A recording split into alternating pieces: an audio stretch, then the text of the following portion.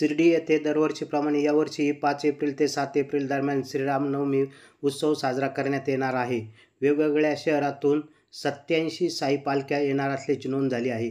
सर्व व्यवस्था सज्ज असून संस्थांतर्फे विविध कार्यक्रमादरम्यान होणार आहे, अशी माहिती संस्थांचे मुख्य कार्यकारी अधिकारी गोरक्ष गाडीलकर यांनी पत्रकार परिषदेत दिली आहे. साईबाबांच्या कालावधीमध्ये बाबांच्या संमतीने 1911 साली रामनवमी उत्सव जो आहे तो सुरू झाला.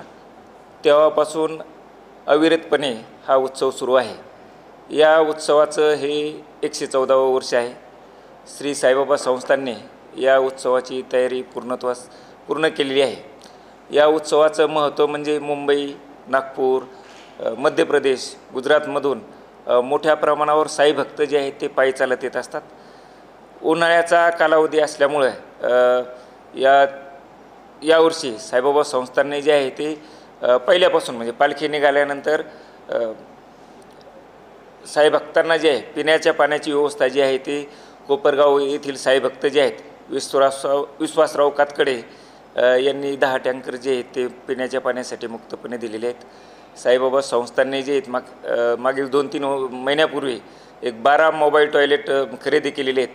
ते सर्व मोबाईल टॉयलेट जे आहेत ते साई भक्तांना त्यांच्या पायी येताना जे आहे मुक्कामाच्या ठिकाणी त्यांच्या आरामाचं ठिकाण जे आहे त्या ठिकाणी उपलब्ध करून दिलेले आहेत. सोबतच यावर्षी जे आहे आपण नव्याने जे आहे साई भक्त जे पायी चालत येत असतात त्यांच्या मुक्कामाच्या ठिकाणी किंवा दुपारी जे विसावा घेतात त्या ठिकाणी कीर्तनाची सुविधा जी आहे उपलब्ध करून दिलेली आहे, जेणेकरून बाबांचं जे कार्य जे आहे ते साई भक्तांपर्यंत पोहोचलं पाहिजे.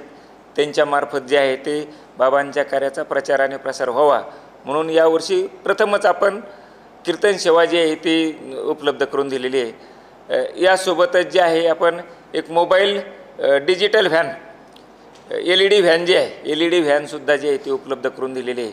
तिच्यामार्फतसुद्धा जे या पदयात्रेमध्ये जे साईभक्त सहभागी झालेले आहेत त्यांच्या मार्फत जो आहे तो बाबांच्या कार्याचा प्रचार प्रसार होणार आहे.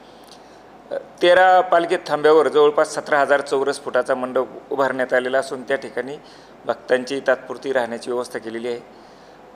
5 एप्रिल ते 7 एप्रिल या 3 दिवस हा उत्सव चालू राहणार आहे. साईबाबा संस्थान आणि शिर्डी ग्रामस्थ यांच्या संयुक्त विद्यमाने वेगवेगळे कार्यक्रम जे आहेत 3 दिवस जे आहेत ते आयोजित केलेले आहेत.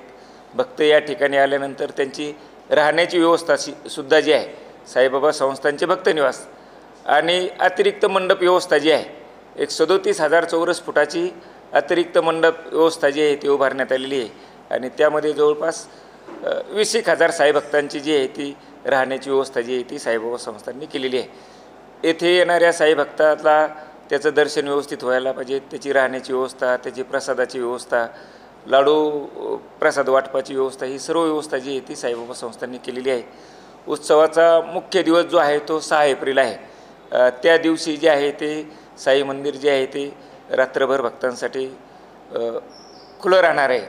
उत्सवाची सुरुवात जी आहे ती 5 एप्रिलला सकाळी काकड आरतीनंतर बाबांच्या प्रतिमेचं पूजन होईल आणि मिरवणूक निघेल. त्यानंतर अखंड साईचरित्राचं पारायण सुरू होईल आणि मग दिवसभराचे कार्यक्रम जे आहेत ते 5 तारीख, 6 तारीख आणि 7 तारखेला कार्यक्रम जे आहेत ते होतील.